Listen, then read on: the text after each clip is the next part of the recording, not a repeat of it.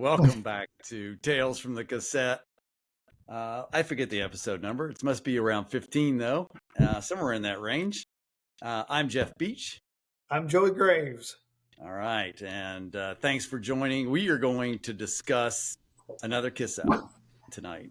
Last week, we talked about my favorite Kiss album, Rock and Roll Over, which is right there. This week, we're going to jump into the 80s and talk about Kiss Asylum, which I don't have. I have a CD somewhere.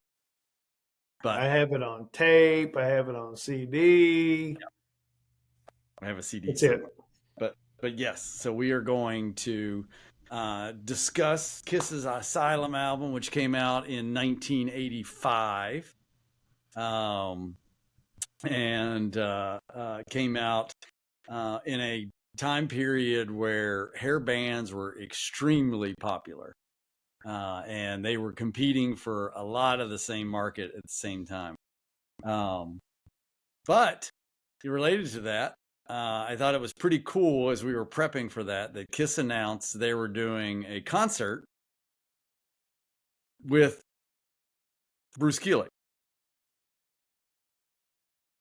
Well, I think he may come up and do a few songs. I don't think he's going to be for the entire concert.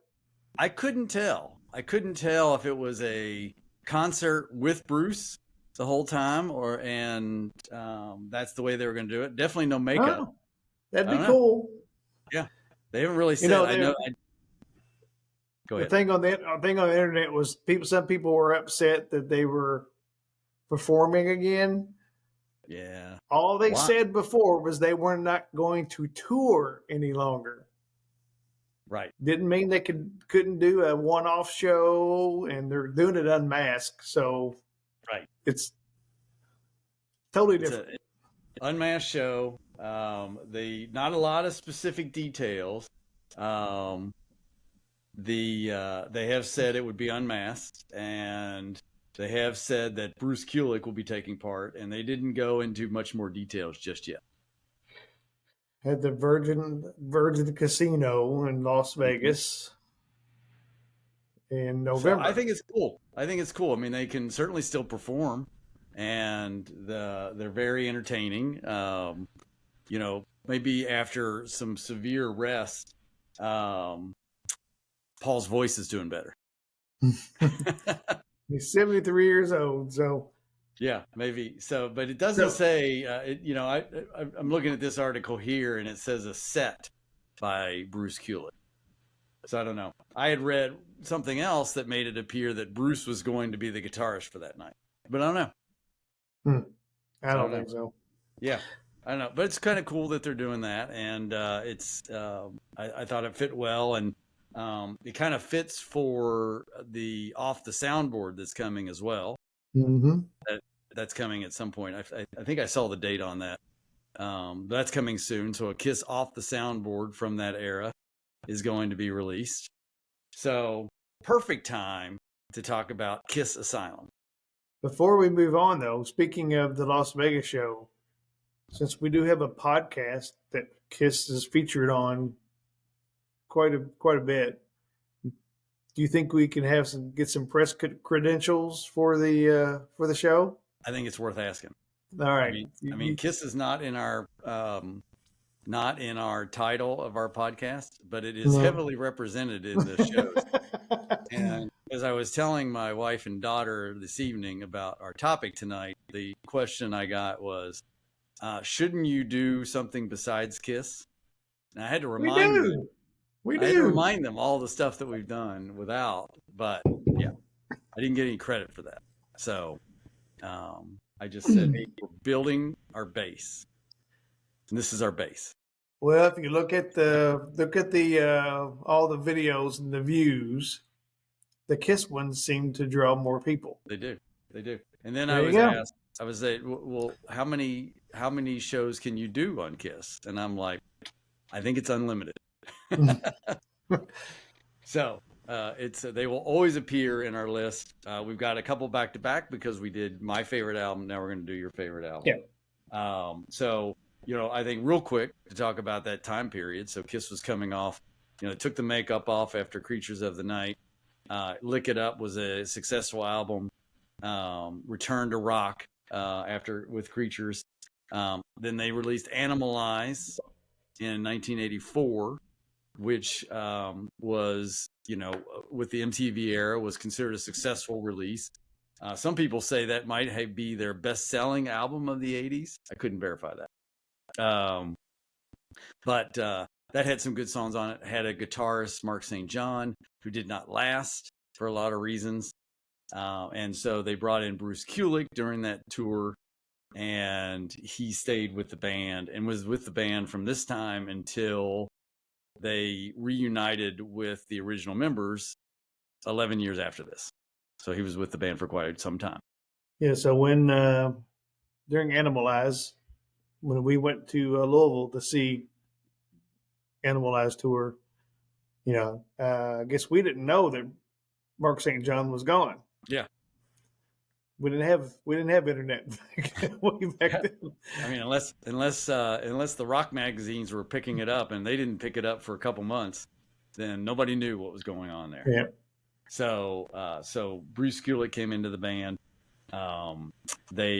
Kiss was pretty popular at the time. I mean, I was looking back at their album releases during the 80s, and they never really broke the top 20 in terms of popular or sales, but they were considered popular. They were doing well. Asylum went gold, and so and I think for Kiss fans, this might be like one of their last.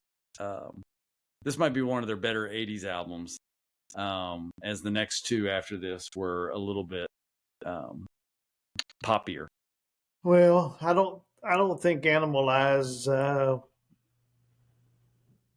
I didn't. Well, for one, I didn't like Mark St. John's playing, and then Gene Simmons was out doing movies, and even during Asylum, he was still doing movies. Mm-hmm. But his material on Animalize was not very good.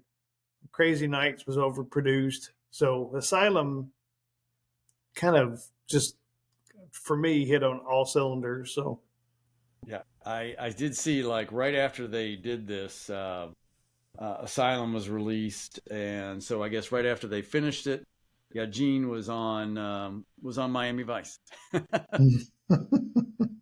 Yeah, I found a great article that talked about all of his acting work and how it was weaving in and out of the 80s until he sort of rededicated himself to the band when Revenge came out.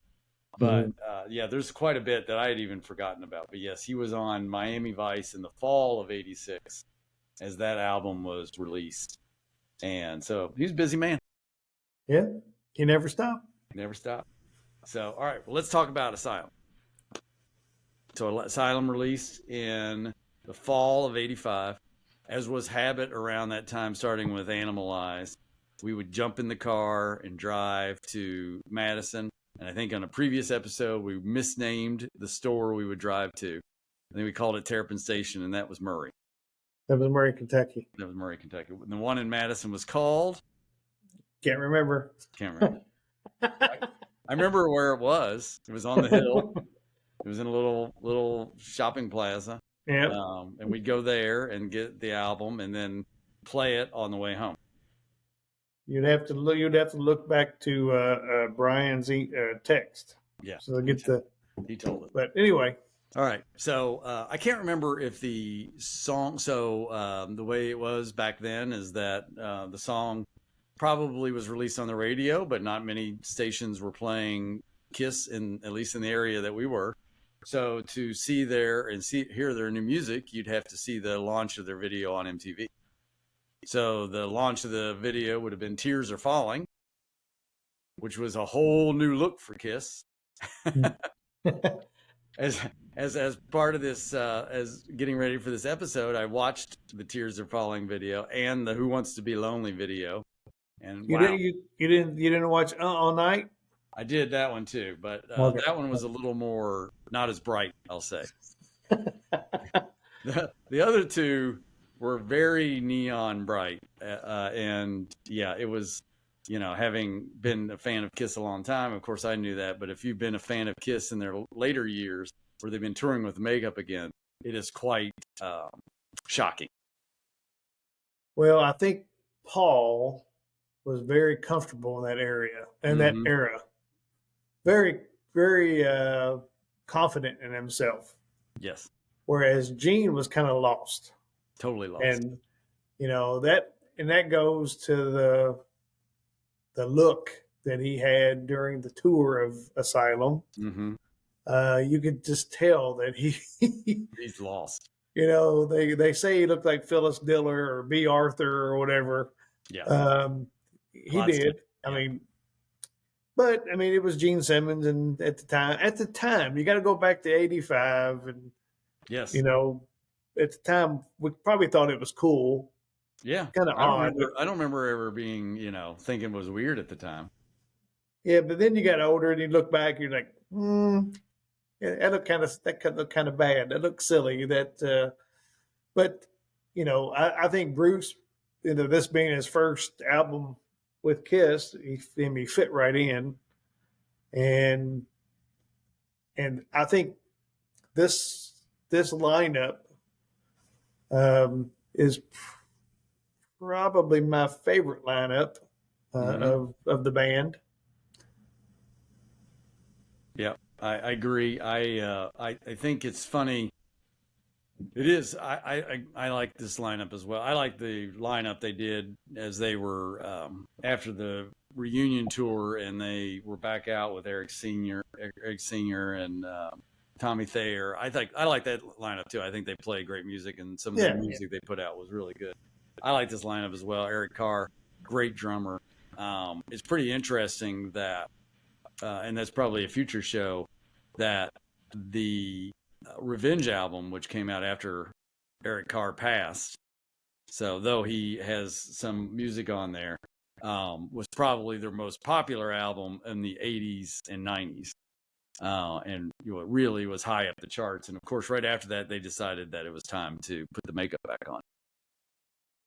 Wasn't that 91 Revenge? Yeah. Yep. And according to the Ultimate Classic Rock magazine, in the top 20 rock albums of '85, Kiss Asylum was number 3, competing with Iron Maiden. Aerosmith's Done with Mirrors was that year. AC/DC's Fly on the Wall. Some of these I didn't listen. Rat's Invasion of Your Privacy came out that year. Motley Crue's Theater of Pain, which basically had one song on it. Which one song. But it was considered popular. So Tears Are Falling comes out, a little bit different. Certainly playing to, hey, can we get radio airplay out of this? Playing to the MTV crowd with a set on a volcano island. I guess that's what that was. Well, I can distinctly remember, I guess I did not see the video before I got the cassette. Oh, you don't think so? Okay. It would matter when MTV released the video. They got to a point where they were doing pre-releases, but there's a chance we would not have seen that video first. Well, the Tears Are Falling was released as a single September 9th. The album was released September 16th, so a week later. Okay. Probably depends too when the video had been released. I can't recall when I got MTV. Anyway, I don't think I'd seen it, because I remember going home, going in the basement, putting the cassette in, and when it got to Tears Are Falling, I instantly fell in love with the song. So I can tell you where I was sitting in the basement, listening to that cassette for the first time. And I tried to, usually when I got the albums, I would try to listen to them all the way through. Yep. But when I got to the end of Tears Are Falling, I rewound the cassette to the beginning of Tears Are Falling to listen to it again. And to this day, it's one of my favorite Kiss songs. Yeah, I can remember, I think pretty sure of driving over to get that as a group Uh-huh. and playing that on the way home and going through the songs and sometimes playing them in all the songs and sometimes not. But I can remember that as we were going through that entire album that we got to All Night, and that song got played lots of times. that was easily identified as a favorite in the car right away. All right, let's talk about Song that one. opens up You want to talk with a about the nice album? little drum intro from Mm-hmm. Eric Carr. Yep. So opens up with King of the Mountain. King of And the Mountain. the one thing you can say about this song, even though Tears Are Falling was a single and then Who Wants to Be Lonely is kind of a pop song, is that the rest of the songs are really rock songs, hard rock songs, really big drums, lots of guitars. Bruce Kulick has a lot of freedom on this album. Yeah. I mean, think about it. He has a co-write with King of the Mountain, Mm-hmm. Trial by Fire, I'm Alive. Yep. He had 3 co-writes. Yeah. It's Right. It's pretty interesting. Eric Carr does not, but Kulick does. Yeah. But yeah, so King of the Mountain comes out. First song, like you said, big drums right out of the gate. And then almost a guitar solo to start the song out. Yep. Paul Stanley song. What a way for Bruce to introduce himself, though. Yes. Yeah. Very good. Yeah, it's a great rock song. They played it in concert some for that tour. So it was used on the album in concert, and so really good song to open up with that. You know, Paul Stanley singing. It's not a pop song at all. So it doesn't sort of fit in that mold, but it is definitely a rock song to kick off the album. Great song. Next, King of the Mountain. and this is going to be a theme, and it's kind of a theme on a number of Gene's songs in this era. Any way you slice it. No, again, another rock song. This is definitely hard rock. Starts out hard, but I thought Bruce Kulick's guitar playing in this song was really good. Yeah, I think Gene's material on this album is far superior to what he had on Animalize. Yes. Yeah. Oh, I agree. Yeah, he was completely missing on Animalize, I think. Here, there's an effort, and it's funny you say that because I think when I was reading about this album, I think a lot of the songs that came out on this album, and maybe not on Animalize, were songs that were older songs that he had saved up, and so Animalize, I think, had stuff he just kind of dropped on it. But these things were songs that had been fleshed out before. And so I think it gave, I don't know if he opened up his vault, which I know he's got stuff called vault, but I don't know if he opened his vault, but this no pun intended. Yeah, it seems like a lot of the stuff on here, as I was reading through it, people were saying, well, this seems to reference things that you could hear on Vault. Yeah. So, but I've never heard of the Vault. So I haven't heard it all either, but there was one of the articles I read was talking about it, and they were dropping songs that were tons of songs that were on here that were at least references to stuff that he had from this era. So, and he had pulled out. So, but this is a good one. I like the way this one ends too. A lot of drums and guitars at the end of this song. Rock song all the way through. It was Gene is a prolific songwriter back then, and he would come with like 30 songs, and Paul would come with like 5 to 6. Yeah, and they'd make the album. And all the Paul songs would make the album. So you got to remember, Gene Simmons wrote a song years before this called "Stanley the Parrot." I mean, yeah, Gene is not the greatest songwriter in the world. No, No, he's going to come in. But on the so this is Howard Rice. You know who Howard Rice is? He's the credit on this song. Nope. No, I couldn't find out who he was either. I did a little bit of research, didn't go too far, but some of the articles that referenced who wrote songs didn't know who this guy was either. He doesn't appear on the rest of the album. I have no idea. So the next song, now, I did find it interesting that this album only had one single released. Yeah, I did. I did too. I thought, what a missed opportunity. If you'd asked me before I had looked into it, I would have told you the 3 songs would have been released would have been Tears Are Falling, which I knew that one, All Night, and this next song on the album, Who Wants to Be Lonely. This is probably my second. Well, it's way up in my top 10 Kiss songs. It is a fantastic song. Paul has a huge, long pink glove on this music video.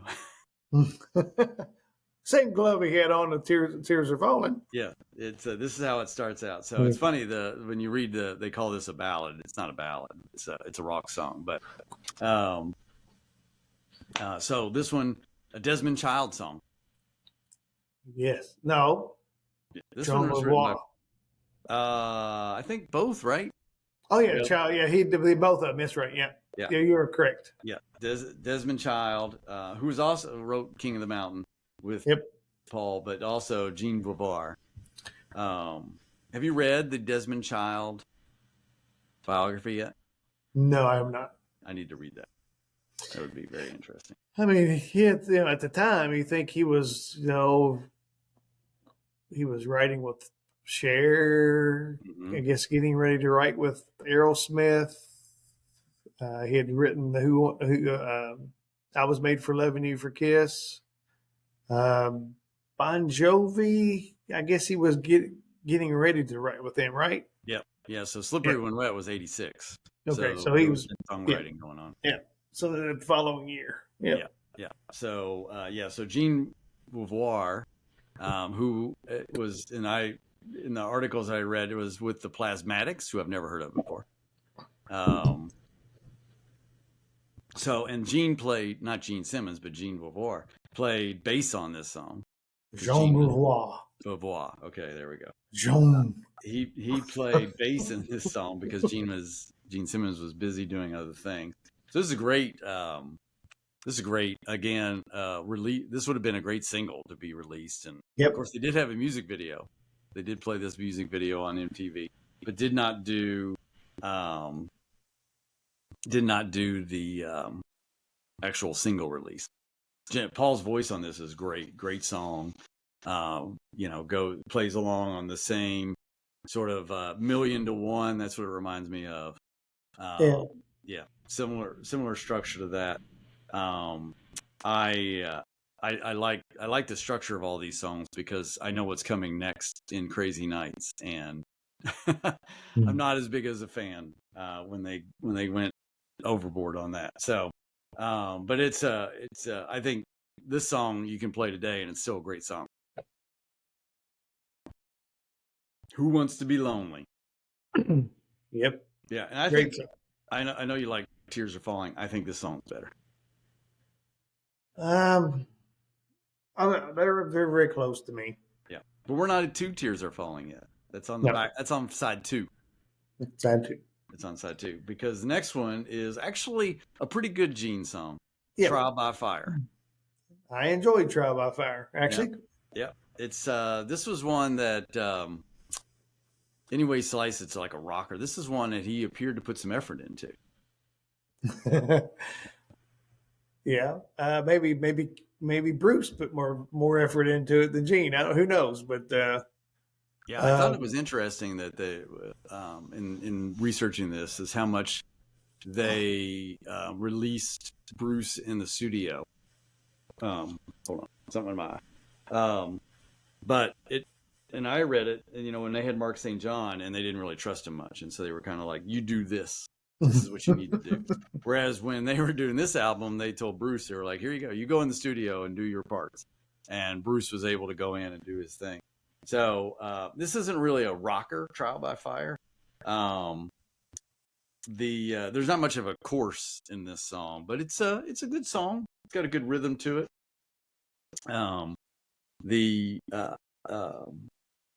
Gene's sings this one good. It's not really like him yelling or anything. He's kind of singing the song. Yep. Yeah. I think this is again speaking from we were 15 years old, and this album is full of songs talking about live your life to the fullest, mm-hmm. and sex. Yeah. You were 16. No, not in 85. I was not. Oh, that's right. I'm wrong year. Sorry. Yeah, 85. I was 50. January of 86. I turned 60. It was coming. All right. So the next song, this song, I as a rock song, I love. I'm Alive. I'm Alive. Yeah. Another Kulik child. Yes. Stanley. Yeah. It's just pure rock. I love, the whole thing about it, just, super fast. I think is, it's a song that has grown on me over the years. I don't remember like loving this song when the album came out or anything, but you listen to it now. I think it's a great, just pure rock song. I think it's also a song that showcases Bruce Kulick. Mm-hmm. Yep. A lot of drums on this. Drums sound great on this whole album. Probably the first time the drums sound this good since Creatures of the Night. And yeah, it's definitely a huge rock song. No sign of Gene on this song, but again, Bruce, lots of guitar work on that song. All right, let's go to side 2. Starts out with an interesting song, Love's a Deadly Weapon. So Stanley, Simmons, and then 2 guys that were also in the Plasmatics. Uh-huh. Yep. Rod Swinson and West Beach. Yes. I would say the worst song on the album. Yeah, I thought so too. Drums are hard on this. It's a heavy song. Yeah, I mean it's fine. But it is, I think, is the weakest song on the album. Yeah, this is one that's referenced that there was probably a number of demos out there, and this song came together from demos. Yeah. This one's okay. Not a huge fan of that one. Easy to skip because the next one is your favorite. Yep. Tears Are Falling. Tears Are Falling. So it's written by. written by. I look just like him, don't I? I know you do. Yeah, you took the glasses off. Yeah. Yes. Paul Stanley wrote this by himself. Just by Paul, by himself. Yeah. Which typically does not happen. I saw this on the Too Loud, Too Old music site that this is his last solo writing credit until his solo album in 2006. Wow. So the last time he did it all by himself. Yeah, you don't usually see the Stanley by himself. He plays bass on this as well because Gene's doing stuff. This one did not make the top 40. This is their only single release. It seemed more popular to me. It seemed like it was played on MTV all the time. I think the video was more popular than the single. When it opens up, it's sort of the black and white room. It's more of a sandy brown room or whatever it was, and the curtains are flowing down and all of that, and he's in his purple tank top, and he's turning around. And then it goes to them all shiny on the stage. And so, after you saw Animalize and they were all wearing like black and leopard and all of that, now they're into full-time glam. This is the first time you got to see them like that. So it was a good song. Good song. Well, you got to see Paul in his, was it kind of a lime green long coat? Yep. Yes. And then he gets to play Tarzan. He's on a rope swinging across the set. Across the stage. While the entire song, the tear goes from the lady's face all the way to her toe. Yeah. And he wipes off the tear. Yeah, it's a good song. MTV played it a ton. I remember this being on there a whole bunch. Very popular song. It's not. I think it's okay. It's not one of my first songs that I'll play from this album. So. Yeah, I mean it's my favorite on this on the album, with close second being "Who Wants to Be Lonely." Yeah, the next one is "Secretly Cruel," which I believe is another strong Gene Simmons song. I think so too. Yeah, it's pretty good. I think again he attempts to be trying again. I thought it was I thought it was a really good song. Did he have a writing credit on this with just Simmons? Just Simmons. Interesting. Yeah, so he brought this one in. It's pretty good. There's nothing super memorable about this song. Lots of innuendo in this song, but it's a good song. So, have you heard the Double Virgo version of this? Double Virgo? Yes. What is that? So, I'll go on after the show. Go on YouTube and look up Double Virgo. Okay. Secretly Cruel. All right. And what will I be listening to? What am I? So it's Secretly Cruel if it was Kiss in the 70s. Okay. And it was, I think there's one guy that did everything. Like he did the vocals, the guitar, the bass, the drums. It's a kind of a hokey video he puts together, but it's really good. Okay. I will go do that. That's okay. So the next one was an interesting Radar for Love, which they actually played in concert. I think they played it in concert I think we heard it live. Concert? Yeah, I think this was a song that was played in concert. Another Desmond Child, Paul Stanley compilation. This song, I can remember I didn't think much of this song when it was released, but the last third of this song goes from, where they're singing just Radar for Love, and it's kind of just it's a rock song, but it's kind of slower paced. And then they just turn Bruce Kulick loose. Yeah. Yeah. I'm Alive and Radar for Love they're like twins. Yes. Yeah. I'm Alive is like the back third of Radar for Love, I think. And they just turn it, and it's funny when I was like kind of listening to it, I went back and listened to just the solo part, and the back end of that song is wild because Bruce Kulick just goes crazy with the guitar, and it's turns into a completely different song than what it was at the beginning. And then they end with one of their, I think, more popular songs, even though they didn't release it as a single, and my favorite song on the album. That's yours? That is mine. Yeah, it's good. It's a fun song. It is highly entertaining. They are having a lot of fun on this. This is a Desmond Child and Jean. How'd you say it? Beauvoir. And yes, so highly entertaining. We did not hear. I just looked up the set list of 1985 in Freedom Hall. Yes. We did not hear Radar for Love. We did did hear Under the Gun. Okay. From Animalize. Yes. So, All Night, love that. I love the video.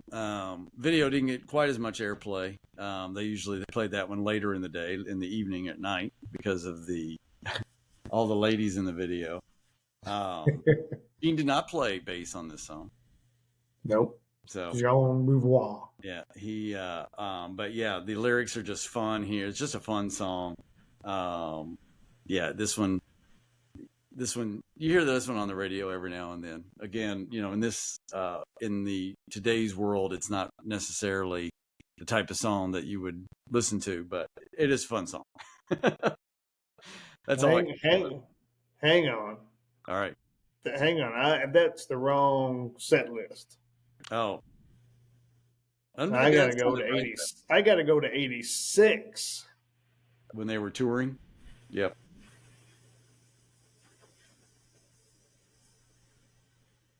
Mm, that's not right. No.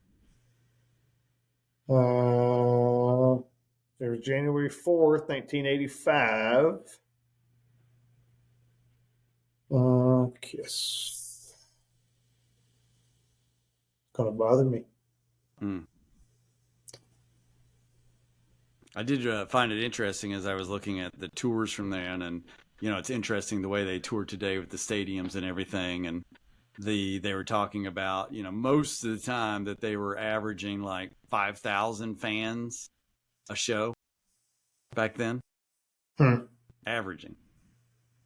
They said it was weird though. They'd go in this one article. They'd go to like Sacramento and they'd have like 3,000 fans, and then they'd go to Philly and there'd be 10,000 plus.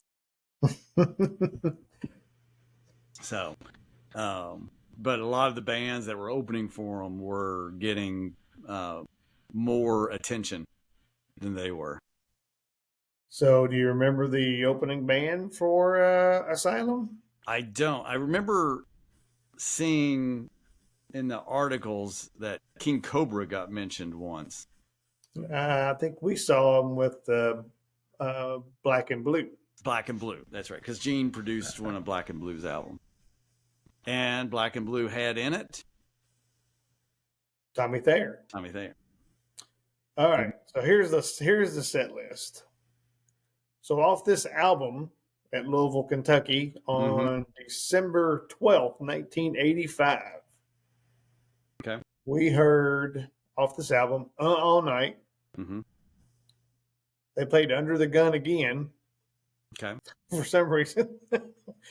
Tears Are Falling. And that's it. That's it. No Who Wants to Be Lonely? No Who Wants to Be Lonely. So interesting. Yeah. So this album I mentioned finished top 20 album in Billboard, got up to number 20. It went gold, certified gold back in the day. Went gold pretty quick. So it was popular enough from MTV and all that. People were buying the album. I would bet if they probably recertify that. Probably platinum. I would say it's been, 40 years? Yeah. It's interesting when you read some of the overall ratings of this album. I think it's probably one of their better 80s albums. It fit with the day. I mean, if you're, we're big Kiss fans, but I guess if you're a Kiss purist, this isn't really your thing. Hey, it did hit number 1 in Finland. Okay. In Finland, it was number 1. Finland number 1. Okay. Yeah. They like something. I mean, Sweden, it was number 3. Yeah. So something was going on in those northern countries.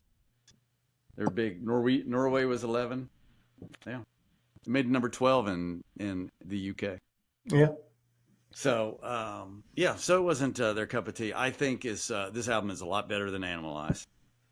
It's much more structured, much more put together.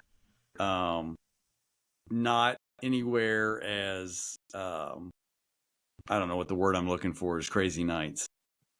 I'm not a fan of the Crazy Nights album because of all the keyboards, but overproduced, and then Hot in the Shade became this huge mess of an hour plus music, which we loved back then, as getting an hour of music. So I think in the 80s this was their best album. How would you rate this album on a 1 to 10 scale? Well, as my wife will attest, I never give anything a 10. Okay. Nothing is perfect. Yeah. I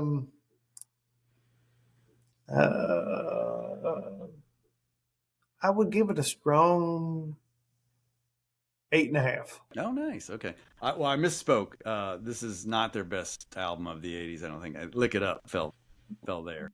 Creatures was also in the 80s. Creatures was good. So I would put it, yeah, I was probably thinking 80s No Makeup, so we'll not include Creatures.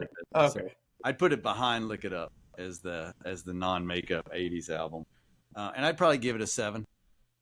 Yeah, not bad. If I was ranking the albums, I do like Lick It Up's probably 9. Asylum's probably a 7. Hot in the Shade is probably a 5.5. And Crazy Nights is like a 3 or 4. There's a couple of good songs on Crazy Nights, but there are. My Way. Yeah. His vocals are just so high pitched. Yeah, we'll have to do that album. That one and Hot Shade, future review. But we got to do something different, I guess. We can't just keep doing Kiss. All right, we'll do something different. So that's our review of Kiss Asylum. What are we going to talk about in the future? Well, we can talk about anything. I have to go to our list and see what's out there to do next. I'm up for anything. Maybe we can do a music topic from today, like something in the news today. Is there a new release for anybody that we're listening to that's coming out? Harem Scarum. I did see that. I don't know if I can handle Harem Scarum that quickly. I did see that. All right, we'll have to think about that. I'll go to the list and take a look. Now go see Double Virgo. Okay. You'll enjoy it. Okay. All right, we can do that. And then, let's think of our next one. Apologize for you fans that your world was ruined when I cut the video on the last show unexpectedly, and you didn't hear the end of our review of Rock and Roll Over. I think the whole review got done, and we were talking about other things, but we were rambling yet. I don't know what happened. Tend to do. It was there, and then when it went to YouTube, it was lost. And so I severely apologize. We'll send you your money back on that one. But for future, we are on YouTube and Spotify and Twitter, X, and Facebook. So make sure that you're sharing and liking and commenting. Love to hear your feedback. Ringing the bell. Yes. We're moving up towards 100. So we need to get there. So keep sharing. And if you saw Kiss Asylum or Kiss in live for the Asylum tour, tell us what you thought. Tell us your memories of this album, of watching the videos or something related to this album. Do that. So, and then I just noticed I am wearing the colors of the day, the neon. There you go. All right. Well, we were over 40 minutes again. No matter how hard we try, we can't do 30. So we will sign up. So this is Tales from the Cassette. Jeff Beach. I'm Joey Graves. Thank you for listening and watching. Thank you, guys. Have a good one.